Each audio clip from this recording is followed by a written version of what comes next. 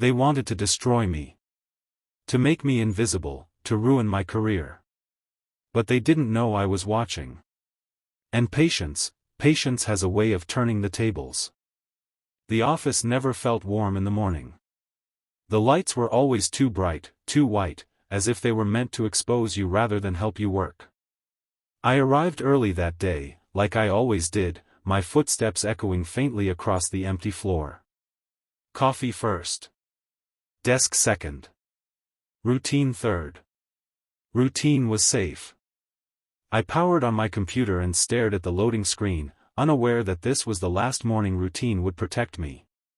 When the announcement came, it didn't feel like a celebration. It felt heavy. My manager's voice cut through the room, practiced and formal, announcing my promotion with words that sounded rehearsed long before they were spoken.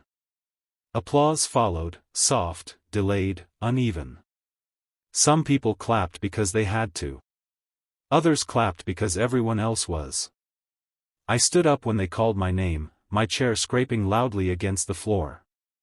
Every eye turned toward me, and in that moment, I felt smaller than I ever had. Smiles surrounded me. Too many smiles. They didn't carry joy. They carried calculation. I walked past familiar desks, faces I'd known for years, and suddenly none of them felt familiar anymore. This wasn't a win. It was a shift. And shifts always create tension. Then I saw him. Ethan. He didn't rush to clap. He didn't look away either. He waited, just long enough, before standing up, his hands coming together slowly, deliberately. Each clap was measured. Polite. Controlled. His eyes never left me. They weren't angry. They weren't happy. They were evaluating. When our eyes met, something cold passed between us. Not hostility. Something worse. Recognition. He stepped toward me as the room returned to its normal noise, the applause fading into keyboard clicks and muted conversations. Well deserved, he said. 2 words. Clean. Neutral. Empty. I thanked him out of instinct, not trust. Up close, his smile looked practiced, like something he'd perfected over time. I noticed then how still he was. No nervous energy. No excitement. Just patience. The kind of patience that waits for something to fall apart. As I returned to my desk, my promotion email sat open on my screen. Bold letters. Official tone. It should have felt like arrival. Instead, it felt like exposure. I could feel it already, the weight shifting in the room, the unspoken recalculations happening behind polite faces. And somewhere behind me, Ethan sat down quietly. Already planning, nothing changed the next day. That's what made it dangerous. The office looked the same. Same chairs. Same desks. Same tired faces pretending the week wasn't already crushing them. But something underneath had shifted. I felt it in the pauses. In the way conversations lowered when I passed. In how people avoided eye contact just a second longer than normal. At first, I told myself I was imagining it. New role. New pressure. That's what success does, it makes you paranoid. By mid-morning, an email popped up on my screen. A client response. Confused. Irritated. They were asking why the deadline had changed without notice. I frowned. I hadn't changed anything. I reread the message twice. Then 3 times. My name was right there, signed at the bottom of the email they were replying to. Same signature. Same tone. But not my words. A thin line of unease slid into my chest. I checked my sent folder. Nothing. I told myself it was a system error. A mix-up. That excuse held, for about an hour. Then my calendar reminded me of a meeting I was already late for. A meeting I didn't remember scheduling. When I entered the conference room, people were already seated. They looked up at me with expressions that weren't angry. They were disappointed. That look hurt more. "We discussed this yesterday," someone said. I nodded slowly, even though I hadn't been there. Admitting confusion felt riskier than pretending memory. The meeting ended awkwardly. No one said anything outright. They didn't have to. By the afternoon, another email arrived, this one internal. Sharp. Critical. It questioned a decision I'd supposedly approved. My heart started beating faster. I checked the login records. My credentials had been used. Time-stamped. Perfect. I leaned back in my chair, staring at the ceiling, feeling the first real crack form. Across the floor, I noticed Ethan standing at the printer. He glanced over. Just for a moment. Not long enough to be obvious. Long enough to be intentional. His expression didn't change. But something in his eyes did. Satisfaction. And that's when I understood something was wrong. Not loudly wrong. Quietly wrong. The kind of wrong that waits until it's too late to fix. The days began blending together. Not because they were busy, but because they were hollow. I was still coming in early. Still staying late. Still doing everything the way I always had. Yet somehow, the ground beneath me kept moving. People stopped asking my opinion. Not openly. Not dramatically. They just didn't ask anymore. Decisions were already made when I entered rooms. Plans were already approved. Conversations already finished. I'd sit in meetings listening to summaries of discussions I was supposed to be part of, nodding along like a guest in my own role. Emails stopped including me. Not all at once. Just one here. Another there. Enough to make me doubt myself before I questioned anyone else. During lunch, the break room filled up faster than usual.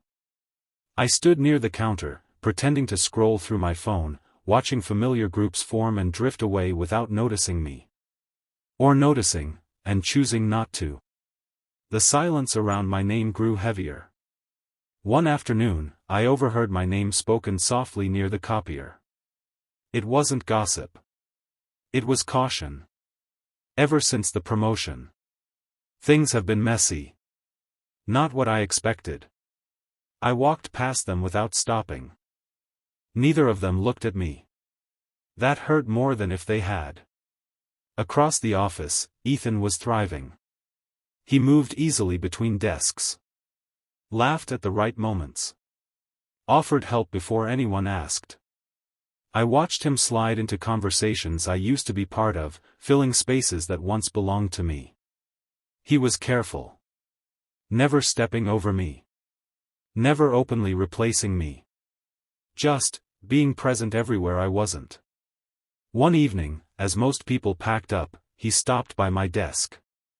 "Long day," he said. I nodded. He glanced at my screen. At the open files. At the unfinished work. "If you want," he added casually, "I can take a look at that report before it goes out. Just to be safe. Just to be safe." I hesitated. Then I agreed. That was the moment I didn't realize I'd handed him the keys. He smiled politely and walked away. And as the office lights dimmed and desks emptied, I stayed seated. Feeling something close around me, slowly, patiently. Not panic. Not yet. Just the unmistakable sense that I was no longer in control. The office started to feel like a trap. Not a sudden trap. Not one with loud alarms or obvious threats. It was quiet. Insidious. Shifting beneath me without warning. Emails I hadn't written appeared in my sent folder. Files I hadn't touched were suddenly updated by me.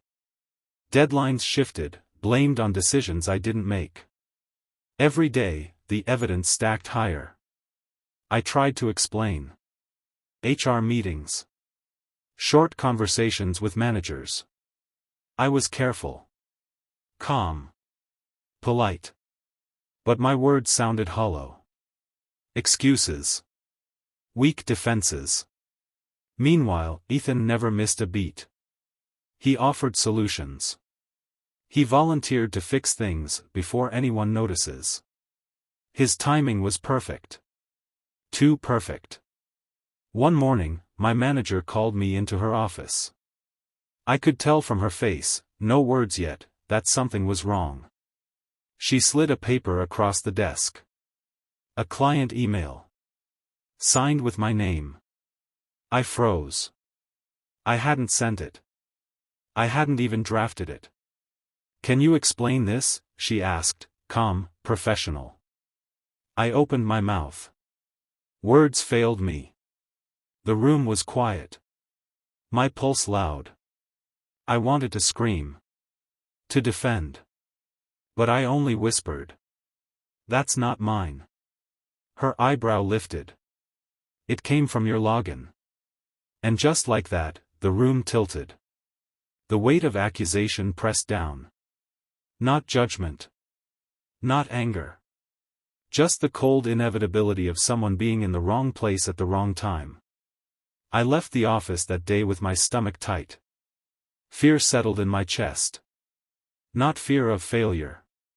Not fear of losing my promotion. Fear of being undone by someone I thought I trusted. And somewhere, across the floor, Ethan moved silently. Always helpful. Always watching. Always one step ahead. The cracks had begun. And I was standing in the middle of them. Weeks passed, but the office never returned to normal. The walls felt closer. The air heavier. Even familiar voices sounded distant, cautious, as if speaking my name could summon disaster. Meetings happened without me.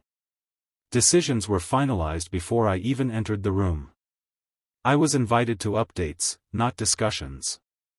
Present, but invisible. Lunches became a minefield.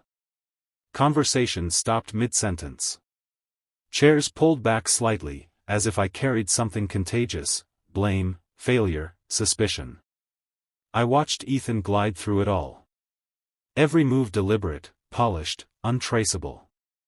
He smiled when someone else took credit. He offered help when I faltered.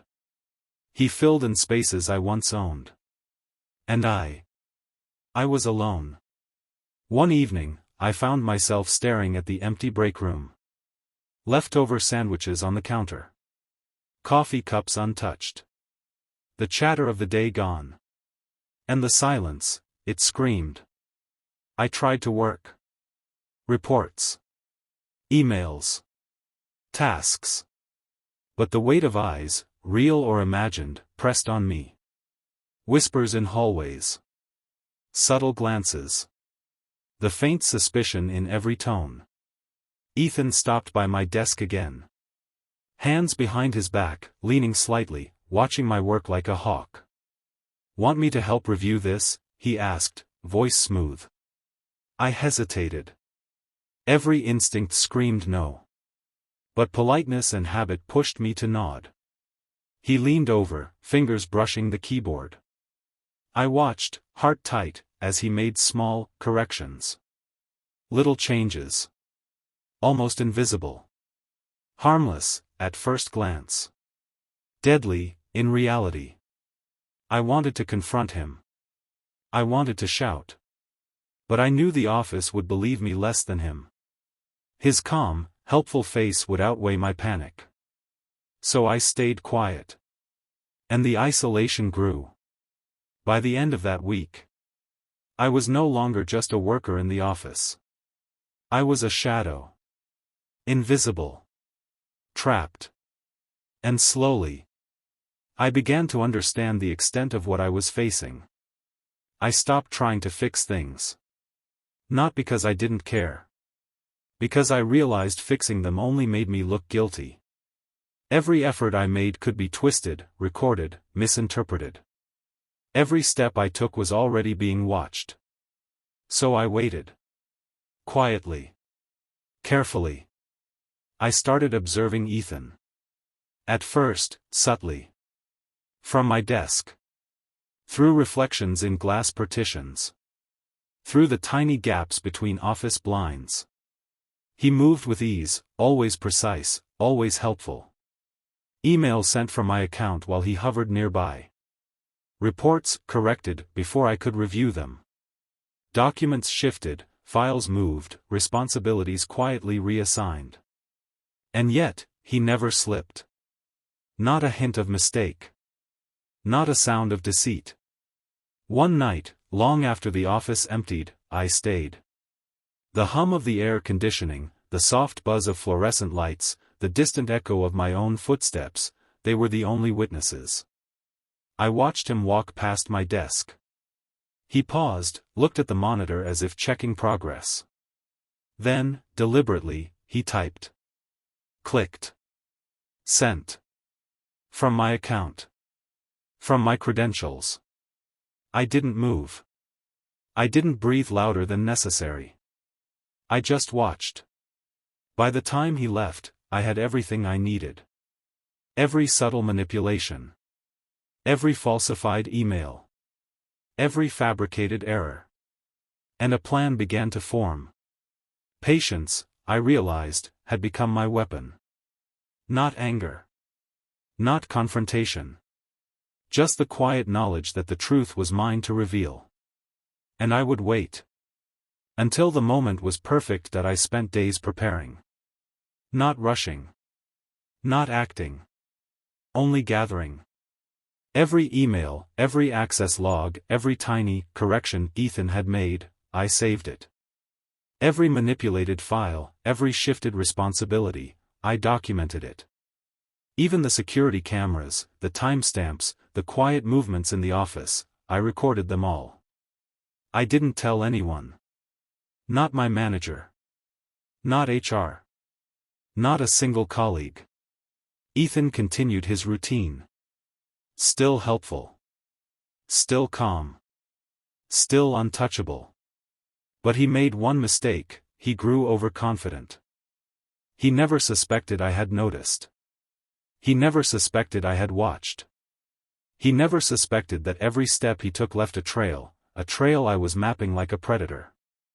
The night before the meeting, I reviewed everything. Every piece fit perfectly. Every inconsistency aligned. The puzzle was complete. I could have confronted him privately. I could have gone to HR with a simple accusation.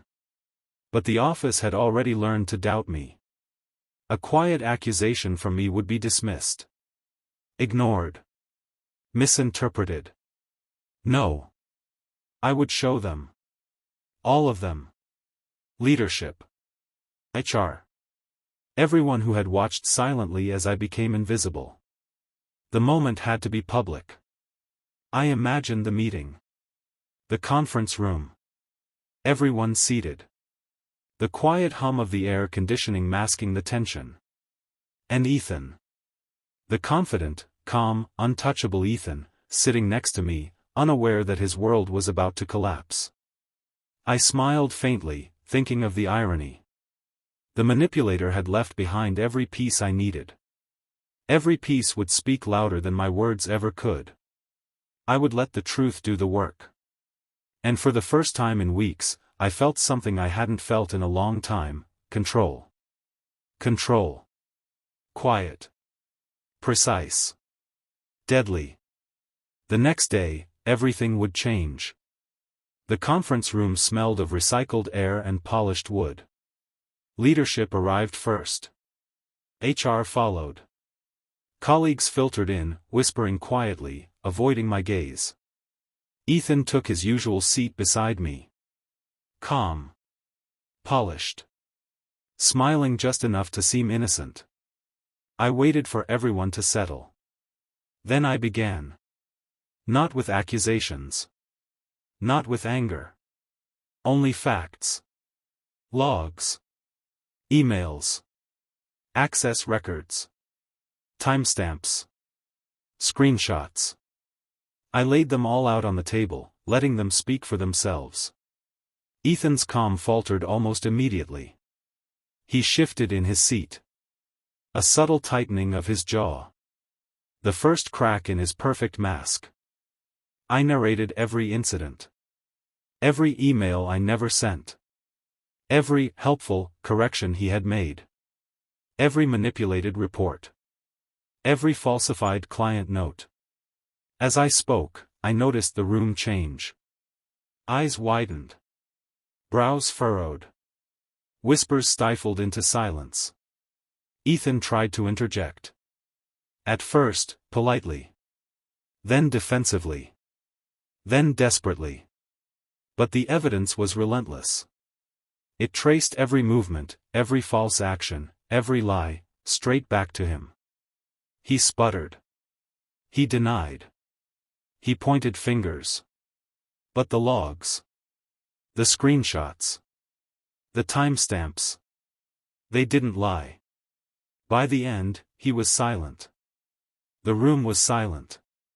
Even the hum of the air conditioning felt distant, drowned out by the weight of proof. And for the first time in weeks, I felt the air shift around me. The office no longer seemed heavy, cold, or isolating. It felt right. The manipulator had been caught by his own design. And I had stayed quiet, watched, and waited. Until the moment was mine. The office felt different the next morning. Not brighter. Not cheerful. Just quieter. Measured. Cautious. People avoided my desk at first. Not out of fear. Out of realization. The recognition that things had shifted, that the balance had changed. Ethan's desk sat empty. No chair turned, no files left behind. Just a subtle void that reminded everyone that he was no longer untouchable. Whispers spread faster than facts. Did you see the meeting yesterday? He manipulated everything. They caught him. Apologies came. Awkward, stammered, hurried. Not enough to erase the weeks of isolation. Not enough to undo the fear, the uncertainty, the quiet doubts. I stayed silent. Let them speak. Let them witness the truth in action. My manager glanced at me differently now. Her tone softer. No longer questioning, but cautious, respectful. HR offered reassurances, meetings to clarify processes, security audits to prevent future issues. I accepted none of it. Not the praise. Not the apologies. I had what I needed. Ethan's absence was evidence enough. His downfall spoke louder than words ever could. And in that quiet, in that stillness, I realized the office would never feel the same again. Not to him. Not to anyone who tried to rise by pushing others down. The weight had shifted. The balance had returned. And I had survived. Ethan never returned. No resignation email. No dramatic announcement. Just a chair left empty, a nameplate gathering dust, a quiet reminder of his absence. The office breathed differently without him. The subtle tension lifted. Colleagues who had once ignored me now approached cautiously, carefully, their voices polite but hesitant. I stayed at my desk, not celebrating. Not gloating. I simply worked. Because survival wasn't about revenge. It wasn't about recognition. It was about reclaiming control. About moving through the same space where fear and manipulation had held me hostage, and standing taller, steadier, unshaken. I reflected on the weeks that had passed. The subtle betrayals. The invisible pressures. The moments when I had doubted myself, questioned my worth, wondered if the ground beneath me would give way. And yet here I was. I had learned the hard truth: some people rise by climbing. Some rise by pushing others down. But the world has a way of remembering. A way of balancing. Ethan's fall had been quiet. Mine had been deliberate. And now, the office, once cold and oppressive, felt mine again. Not because I had power over anyone. Not because I sought recognition. Because I had endured. I had observed. I had waited. And I had acted at the perfect moment. I leaned back in my chair, the hum of computers and printers filling the space. Control returned. Silence returned. Peace, measured, quiet, earned, finally returned. And I knew, without doubt, that no one would ever underestimate me again. Some rise by pushing others down. But the truth always finds its way. And patience? Patience is the deadliest weapon of all.